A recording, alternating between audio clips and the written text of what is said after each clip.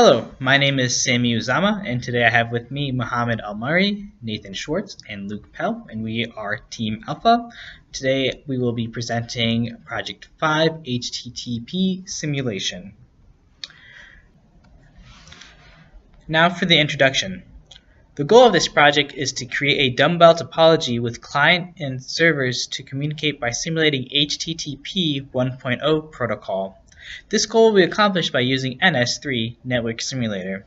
Within the NS3 simulator, we'll be using the CSMA channel helpers and the TCP/IP protocol helpers on the nodes to build this project. On the left is a diagram to illustrate the flow of TCP/IP communication. Now for the background. HTTP is an asymmetric request-response client-server protocol. This means that the client will send a request, and if the server accepts the request, it will respond with the appropriate information. This project is the summation of what we have done in this class, ECE547 Intro to Network Communication. Up until now, we have built MFTP communication for multiple clients to multiple servers and created the dumbbell topology.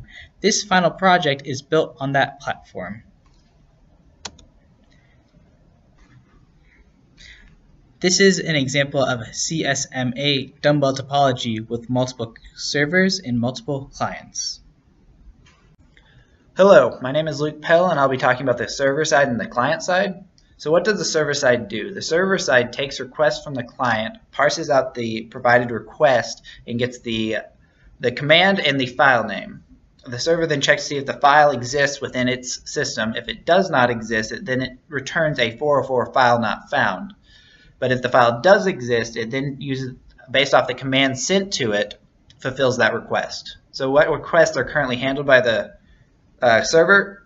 That would be GET and HEAD, and these are both based off the HTTP 1 guidelines. Moving on to the client side. The client side will send one of two commands to the server, GET or HEAD.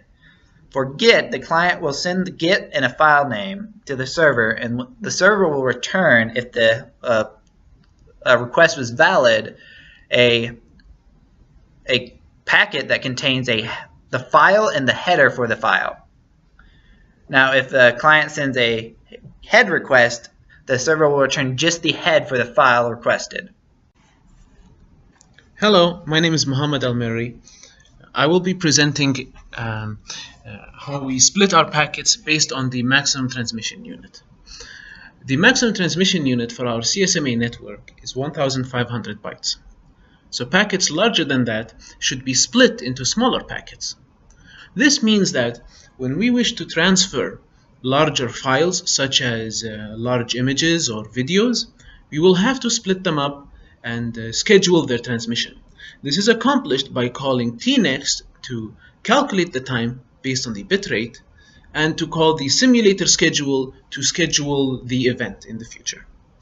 However, when we attempted to implement this, we ran into an issue where the code seemed correct. However, it just simply did not run. We collected both PCAP and ASCII traces that we installed on all of our net devices. They were installed using the net device helpers. Included is the PCAP for server 2. As we can see here, this includes all transmissions to and from the server. Here are the final flags that the server receives to end the connection between it and the other clients. Hello everyone, my name is Nathan Schwartz, and I'll be running the simulation part of the presentation. For the purpose of the presentation, the simulation will be broken up into 3 parts. The first part is the HTTP GET command. The second part of the simulation is the HTTP head command, and the last part of the simulation is the final product of a dumbbell topology of 2 servers and 10 clients on a CSMA network. So for the simulation, I'll be using 2 tools. The first tool is Karst. Karst is a server where the program is built and will be run.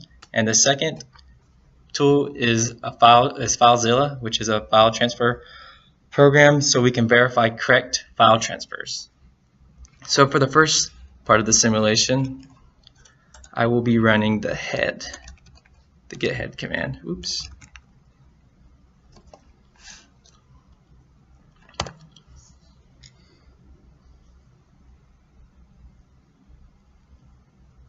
It's taking a while. Okay, as you can see, the simulation is complete. The client requested the header of a file. The server then received that request and sent back the header to the client.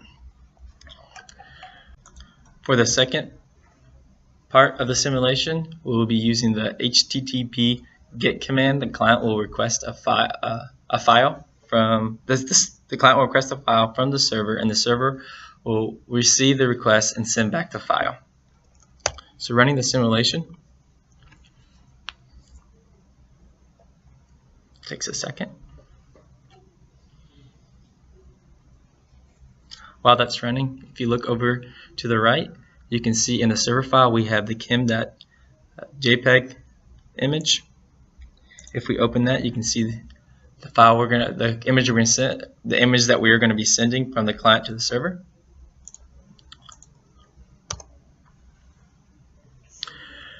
As you can see, the server received the request and sent the file. Now, if we look in our client folder, we should see the image, which we do. And if we open that, we drag it over and open it. We can see that the file transfer was successful.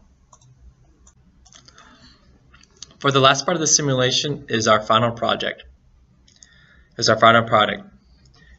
represents the dumbbell topology of 2 servers and 10 clients on a CSMA network. So I'm going to run the simulation. If you notice on our right, if we click on the server directory, you can see that there's the file main.cc, and that is the file that every client is going to request from the server. On the left, you can see the results from the simulation. You can see every client requesting the file main.cc from the server. The server then handles the request and sends the file to each client. So if we click on our client directory, we should see every file that was sent, every file that was received. And if we scroll down to the end, you can see the simulation that every file was received correctly. This concludes the simulation. In conclusion, we successfully simulated and tested an HTTP protocol.